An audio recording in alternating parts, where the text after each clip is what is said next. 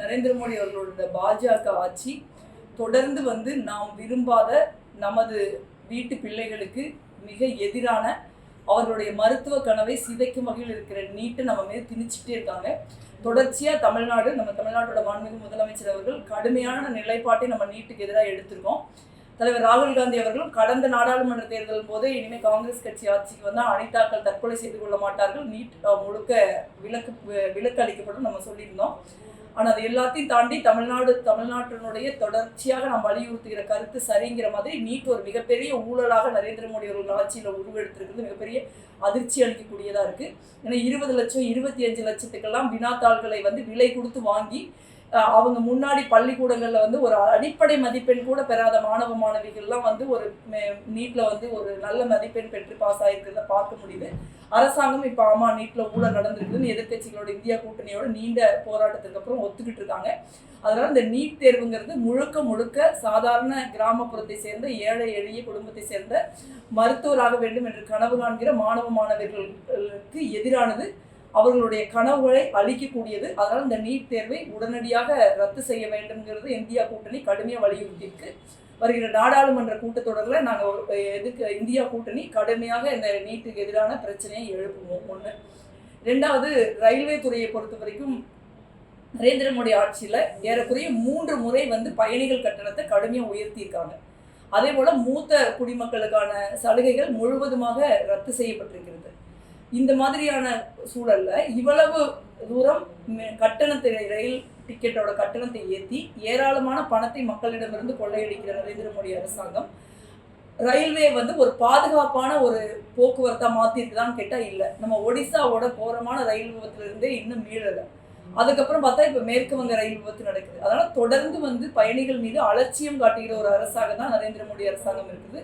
மக்களிடமிருந்து diesel, petrol, சமையல் எரிவாயு, அத்தியாவசிய பொருளோட விலை உயர்வு, இது மாதிரி கடுமையான ஆங்கில ஆட்சியை விட அதிகமான ஜிஎஸ்டி வரி எதுக்கு பார்த்தாலும் கடலை முட்டாயிலிருந்து சானிடரி நாப்கின் வரைக்கும், உயிர்காக்கும் மருந்துகள் இருந்து ஆஸ்பத்திரியில் அவசர சிகிச்சை பிரிவு வரைக்கும், மின்மயான வரைக்கும் வரி போடுறாங்க. ஆனால் அந்த பணமெல்லாம் எங்கே போகுதுன்னா கார்பரேட்டுகளுக்கு தலைவர் ராகுல் காந்தி அவர்கள் சொன்ன மாதிரி போகுதே ஒழிய இந்த மாதிரி ரயில்வே துறையை மேம்படுத்த, ரயில்வே துறையில் பாதுகாப்பை உறுதி செய்யறதுக்காக போகிறதில்ல. அந்த பிரச்சனையும் நாங்கள் எழுப்புவோம். அதே மாதிரி பார்த்தீங்கன்னா ரயில்வேல வந்து பாலங்களில், ரயில்வே ட்ராக்ல நிறைய இடங்களில் தரைவழி பாலங்களை ரயில்வே கட்டியிருக்காங்க. ஆனால் அவங்க எல்லாத்துலேயும் பார்த்தீங்கன்னா தண்ணி நிற்குது. இது வந்து தமிழ்நாடு முழுக்க, இந்தியா முழுக்க இருக்குது. நம்ம கரூர் நாடாளுமன்ற தொகுதியில் 12 இடங்கள்ல இந்த மாதிரி பிரச்சனைகள் இருக்குது. நாங்கள் தொடர்ச்சியாக 5 வருஷமாக இந்த வந்து சரி பண்ணணும்னு சண்டை போட்டுட்டே இருக்கோம். ரயில்வே கூட்டங்களில் பேசுகிறோம், ரயில்வே அமைச்சரை சந்திக்கிறோம், ரயில்வே போர்டு உறுப்பினர்களை சந்திக்கிறோம். ஆனால் எங்களுக்கு தீர்வு கிடைக்கல. 1-2 இடங்கள்ல தான் சரி பண்ணியிருக்காங்களே ஒழிய பெரும்பான்மையான இடங்களில் மழை காலங்களில் கழுத்தளவு தண்ணி நிற்கிறத பார்க்க முடியுது. இதனால வந்து மாணவ மாணவிகள் குறிப்பாக வந்து ரயில்வே ட்ராக்கை கடந்து ஆபத்தான ஒரு சூழ்நிலையில் போகிறாங்க. அப்போ அந்த பாலமே பயனற்றதாக ஆகிடுது. அதுலேயும் வந்து இன்வெஸ்ட்மெண்ட் பண்ண மாட்டேன்னு சொல்கிறாங்க. அதே போல் இன்றைக்கி வந்தே பாரத் ட்ரெயின் வந்து மதுரையிலிருந்து பெங்களூர் போகுது. கரூர் வழியாக தான் அது போகுது. கரூர் வந்து ஒரு மிகப்பெரிய 4வது தொழில் நகரம். இந்திய அரசாங்கத்திற்கு அதிகமாக அந்நிய செலாவணி ஈட்டி கொடுக்குற ஒரு ஏற்றுமதி நகரம். இங்கே வந்து ஏறக்குறைய ஒரு 2 லட்சம் பேர் நேரடியாகவும் மறைமுகமாக வேலை செஞ்சுக்கிட்டு இருக்கிற நகரம். இந்த மாதிரியான ஒரு கேந்திர முக்கியத்துவம் வாய்ந்த ஒரு நகரத்தில் வந்தே பாரத் நிற்காதுன்னு சொல்கிறது ஒரு மிகப்பெரிய அநீதி. தமிழ்நாட்டுக்கு மட்டுமில்ல, கரூருக்கும் தொடர்ச்சியாக ஒரு அநீதி நரேந்திர மோடி அரசாங்கம், பாஜக அரசாங்கம் செய்துக்கிட்டே இருக்காங்க. கடந்த முறை நமக்கு ஸ்மார்ட் சிட்டி கொடுக்கல.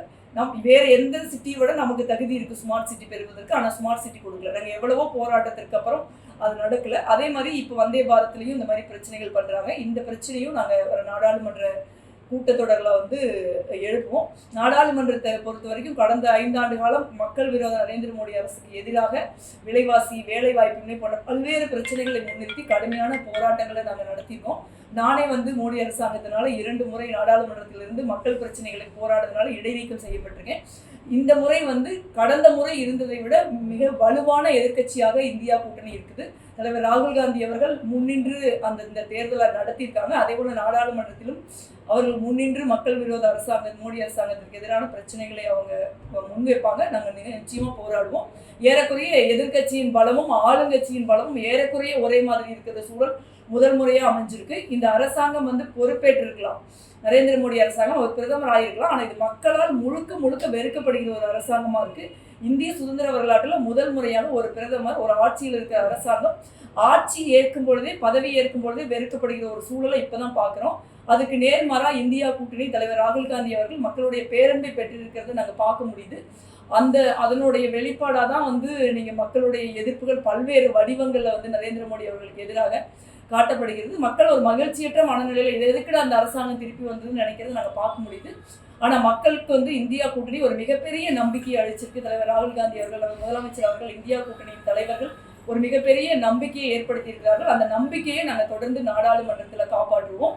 ஒரு சமரசமற்ற உறுதியான ஒரு மக்களின் போர்க்குரலாக இந்தியா கூட்டணி கரூர் நாடாளுமன்ற தொகுதியை பொறுத்த வரைக்கும் 2வது முறையாக மக்களுடைய மகத்தான நம்பிக்கையை பெற்று நான் அந்த நாடாளுமன்றத்துக்குள்ள நுழையினேன்.